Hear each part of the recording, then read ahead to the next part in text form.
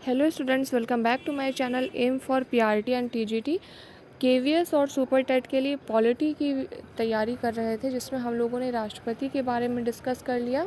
ठीक है, आज टॉपिक आएगा उपराष्ट्रपति और प्रधानमंत्री। इन दोनों को मैं एक ही वीडियो में इसलिए कवर कर रही हूँ क्योंकि छोटे छोटे से टॉपिक है, पढ़ेंगे आप तो बहुत लंबा है। ठीक है, लेकिन आपको यहाँ पर केवीएस और सुपर टेट के हिसाब से जो इम्पोर्टेंट है मैं वही चीज़ें बता रही हूँ। आप एक्स्ट्रा पढ़ना चाहें तो कितना भी पढ़ सकते हैं। दुनिया में बहुत सी किताबें हैं, बहुत सारा ज्ञान है, बहुत जितना आप पढ़ना चाहें उतना ही कम है। ठीक, तो यहाँ पर मैं कुछ महत्वपूर्ण अनुच्छेद और इनसे जुड़े जो भी इम्पोर्टेंट क्वेश्चन है जो एग्ज़ाम में पूछे जाते हैं, पहले पूछे गए और आगे पूछे जाने की संभावना है, उसके बारे में बताऊँगी। ठीक है, तो चैनल को अगर आपने लाइक शेयर और सब्सक्राइब ना किया हो तो कर दीजिए।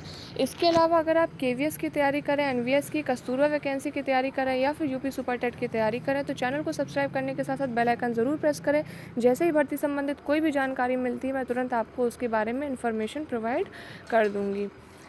तो स्टार्ट करते हैं। सबसे पहले उपराष्ट्रपति के बारे में देखते हैं। ठीक, उपराष्ट्रपति यानी कि वाइस प्रेसिडेंट ऑफ इंडिया। जहाँ पे टिपिकल लैंग्वेज आएगी या कुछ समझाने वाला होगा मैं समझा दूंगी, जहाँ पर हिंदी थोड़ी सी टफ होगी मैं वहाँ पर इंग्लिश में भी आपको ट्रांसलेट करके बता दूंगी। ठीक है, तो अनुच्छेद 64 सबसे पहले देखते हैं। अनुच्छेद 64 में उपराष्ट्रपति राज्यसभा का पदेन सभापति यानी कि एक्स ऑफिशियो चेयरमैन भी होता है। ठीक है, राज्यसभा की बैठक की अध्यक्षता और उसके कार्यों का संचालन करता है। कौन करता है? उपराष्ट्रपति।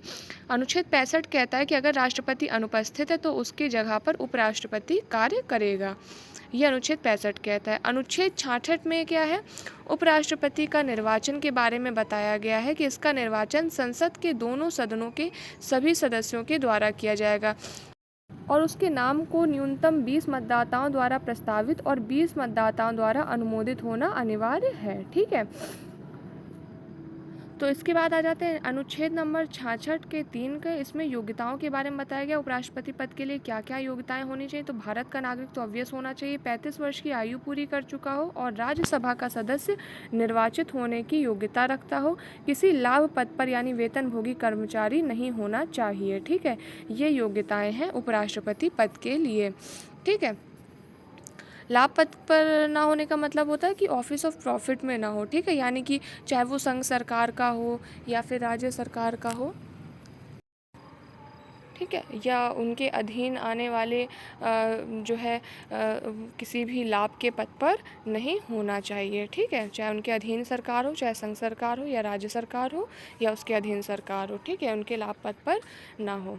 अनुच्छेद 67 क्या कहता है? उपराष्ट्रपति के कार्यकाल के बारे में। कार्यकाल 5 वर्ष का है। कार्यकाल समाप्त होने से पहले भी त्यागपत्र दे सकता है और पद खाली होने पर तुरंत निर्वाचन किया जाएगा।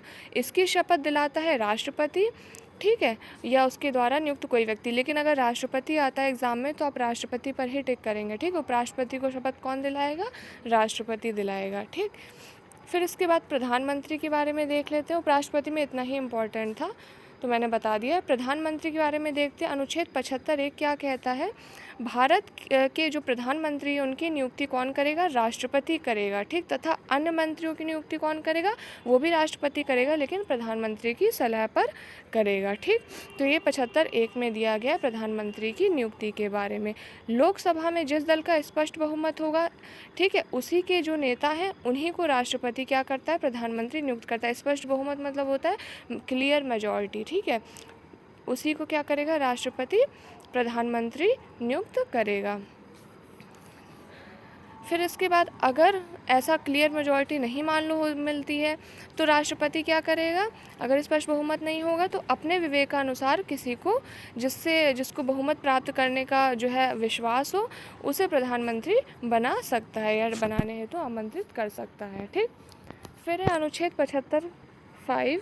75 का 5 देखते हैं, यानी 75 का 5वां क्या कहता है? प्रधानमंत्री बनने वाला व्यक्ति संसद के किसी सदन का सदस्य होना चाहिए और अगर नहीं है तो 6 माह के अंतर्गत उसे सदस्य बनना अनिवार्य है। ठीक है, ये 75 में दिया हुआ है। ठीक, अगर प्रधानमंत्री बनना है। शपथ कौन दिलाता है प्रधानमंत्री को? राष्ट्रपति दिलाता है। कार्यकाल 5 वर्ष का होता है और त्यागपत्र किसको देता है प्रधानमंत्री?